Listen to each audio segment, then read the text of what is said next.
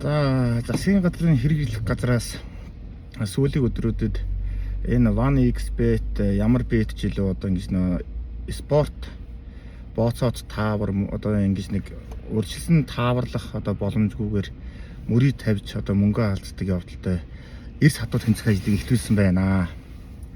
За үүнийг миний хувьд бол нэг буруутгахгүй байгаа. Тэгвэл энэ нь бол тийм одоо Монголоос хандах хандлтыг хаажгаа гэдэг нь болохоор зүгээр нэг нүд хуурсан, арга ятсан ийм арга юм байна гэдэг нь бол шууд одоо ойлгомжтой байгаа л да. Үнэхээр одоо мөрөд толгоонд донтчихсан хүн бол одоо iPhone утастай хүн бол VPN дээр дараал он болгоод болоо шууд нэвтрээд одоо тэр Монголоос яаж хязгаарсан байсан хамаагүй IP-га өөрчлөлт орчноо гэсэн үг. Ер нь одоо энэ мөрөд толгоонд донтож амьдралаа алдж байгаа энэ хүмүүсийг одоо юу гэж хэлэх вэ гэхээр энэ бол одоо хүмүүс нөгөө архинд хар тамхинд донтдог шиг яг энэ тоглоонд одоо онцчихсан хүмүүс байгаа байхгүй юу. Тэгэхээр үүнтэй тэмцэхийн одоо хамгийн чухал ажил нь юу вэ гэхээр эдгээрт нөгөө нэг донтолтоос нь арилгах сэтгэл зүйн эмчилгээ үзүүлдэг тийм үйл ажиллагааг давхар явуулахгүй болохгүй гэдгийг хэлэх гээд байна. Нэгэнт донтцсон хүн бол яаж Монголоос хязгаарлалтыг хаалаа гэд шууд ямар нэгэн байдлаар VPN ашиглаад ороод мөнгө алдаад ах нь тодорхой. Энийг бол хорж хязгаарлах ямар ч боломж байхгүй. Бүгд найрамд хятадаард бас одоо Facebook, YouTube, одоо Google юу гэдэг юм тийм ээ. Бүгдийг хаасан боловч тухайн улсын иргэдэн битгээлэл Монголоос хятадд очиж 7 хоног хүмүүс нөртөл бүгд VPN ашиглаад орж болоод байгаа үстэй. Яг л үн шиг одоо бет донтчихсан хүн бол ороод байна ямар нэгэн аргаар.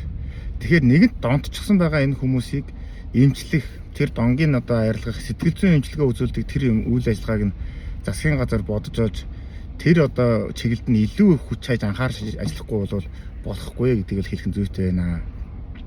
Яг нэг нэр төдий нэг 2-3 хүнд ял өгөөд тэр агентаар ажилласан хүмүүсийг нь бас нэг торгох моргох хорих зочин эрхийн хязгаарлах ял өгснөөрөө энэ үйл ажиллагаа зогсохгүй. Энэ үе үед байна. Тэгээ бас Монгол улсын маань бас 500 сая орчим $. Энэ мөр тавигчдаас болоод гадагшаа гараад уурсчихсан байна гэж халаглаад байна. Тэгэхээр шууд хааж хорих гэхээсээ илүүгээр энийг яаж шийдэх ёстой вэ гэхээр тэгвэл энийг нь ядаж тэгвэл Монголдоо тэгвэл тэр нэг мөрийгөө тавиад ядаж тэр гадагшнаас Монгол дотороо тэрийг нэг алддаг байдаг аргаар нь нэгдүгээр хийх. За хоёрдугаарт тэр нэгэнт донтсон гэдэг хүн ойлгож ухаарад ингээд их хэмжээний мөнгө алдаад үр зээлэнд ороод хямарсан байгаа бол түүнийг нь одоо эмчилдэг тэр хүмүүсийг нь бас олноор нь бэлтгэжээж энэ одоо үйл ажиллагаа чи илүү амжилттай болох юм болов уу гэдэг. Хэдхэн сарын өмнө хотын дарга Нямбатар Улаанбаатар хотын машины тоотлогоо хязгааргаа алдлаа. Тамтгаа алдлаа. Түгжирлэл нь одоо хэтэрч байна.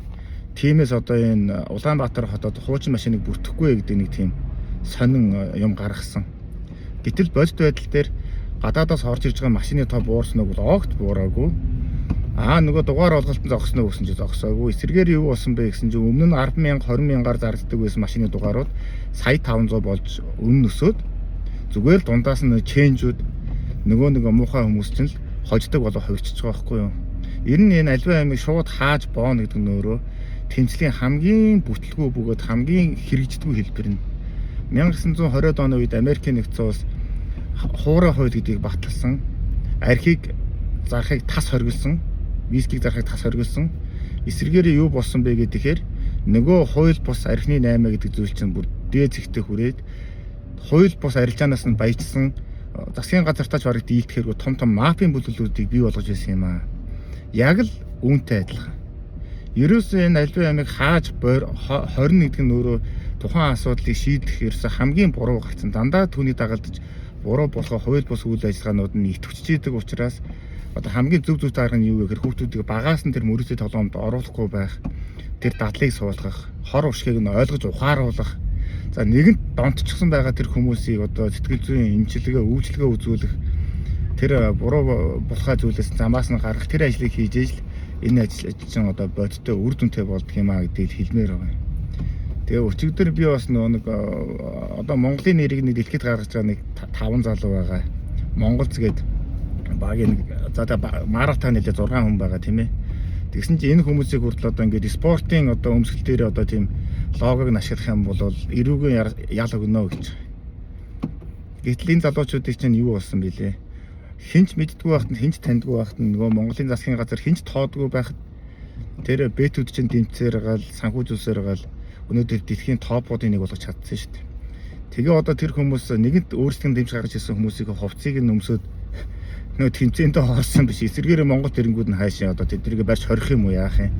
Ийм одоо утга авцалдаагүй ийм сонин зүйл ярьдаг одоо цөмөрөө болио. Альваа юмд мэдээж нөө сэтгэл хөдлөлөөр хандах гэхээсээ илүүгээр илүү шинжлэх ухаанч, илүү шалгарсан бодиттой арга зам үр дүнг ашиглаж ээж л Монгол улс маань цаашдаа одоо хөгжнөө, өөрчлөгднөө гэдгийг л одоо хэлмээр байна.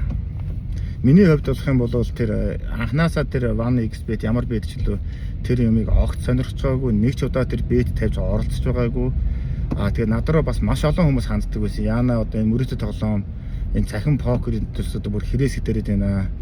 Үр хүүхдүүд маань ингээд одоо зөөсөн хураасан, бий болгосон бүх одоо байр сав, машин унаа бүх юмаа алдаад өрний бүүс болоод ингээд амьдралаа алдаж байна. Амьдрал нь сүрж байна. Цус нөлөөсөнд живж байна гэж ярьж яадаг. Тэгээ би тэр хүмүүст хэлдэг байсан ганц л хариулттай. Наадах чинь болохоор өөрийнхөө сайн дурын үндсэн дээр хийсэн зүйл шүү дээ. Наа хүмүүс чинь танай тэр хүүхэд чинь танай тэр хүн чинь хинч тэрийг алавдаагүй зүгээр л тэр хүүхэд чинь яагаад тэр зүд онцчих вэ гэхээр ямар ч ажил хөдөлмөрийг эрхлэхгүйгээр өөрийнхөө хөс хүчийг урсгахгүйгээр зүгээр л нэг компьютерийн ард суужгаад мөнгө тавиад баяжин гэсэн тийм нэг хямдхан бодол өчүүхэн шунлаасаа болоод тэр хүн чинь хамаг юм алдаж байгаа шүү дээ. Наадхын чи хинч алавдаж одоо хинч тэр мөнгийг нь одоо гэрийн гадаа тавиулаагүй ш. Наа чи өөрөөсөө сайн дурын үндсэн дээр л юу ч хийхгүйгээр баяжин гэсэн тэр нэг яваргүй мөрөөдлөөсөө болоод наа хүмүүс чинь бааларч байгаа шүү дээ. Тэгэхээр наа хэдтэй сайн ойлгож ухааруулжаалаач гэж хэлдэг байсан. Ер нь бол тэр бетэд онцсон хүмүүс бол сүүлдээ ингээд тэр өөрийгөө донтолтой мэдээд бүх зүйлээ алдж байгаа мэдээд би энээсээ гармаар байна, энийгээ болмоор байна гэд бүр Google-ээс бичлэг хааж үзсэн гэж байна шүү. Тэгсэн чинь тэр юм байхгүй. Монгол хэлээр байхгүй. Ингэж донцсон тохиолдолд ингэж гардаг юм аа, ингэж өөрийгөө хамгаалдаг юм аа гэдэг зааж зөвлөсөн. Тэр хүнд одоо сэтгэл зүйн эмчилгээ үзүүлэх, тэр буцаад хэвийн нөхцөл байдалд оруулах ямар ч тийм үйл ажиллагаа байхгүй байгаа учраас донтолтоосоо гарч чадахгүй улмал ингээд цаашаа асуудал нь урагшин бугшаад бүр ингээд яралдаад цулцж байгаа байхгүй юу. Тэгэхээр Монгол улс маань бол цаашдаа бол шууд хааж хязгаарлаж байгаа нэг удаалдаа зүгт харагдаж байгаа боловч энэ бол ямар ч үр дүнгүй бөгөөд ямар ч тийм одоо цааш дахицгүй тийм арга юм байна. Тэгвэл үүнийг яаж зүг зүйтэй болох вэ гэхээр тэр имчилгээг нь сайжруулъя. Тэгээд тэр гадагшаа нэгэнд яаж ч хорилогоод Монголоос ороод мөнгө алдаад байх нь үнэн учраас тэгвэл тэр гадагшаа алддаг мөнгө нь Монголд нь одоо үлдээдэг ямар арга байдгийг тэр мэдчлэн одоо дараагийн өөр шатны аргуудыг бодож олох цаг хэдийн болсон байхаа л гэж бодож байна.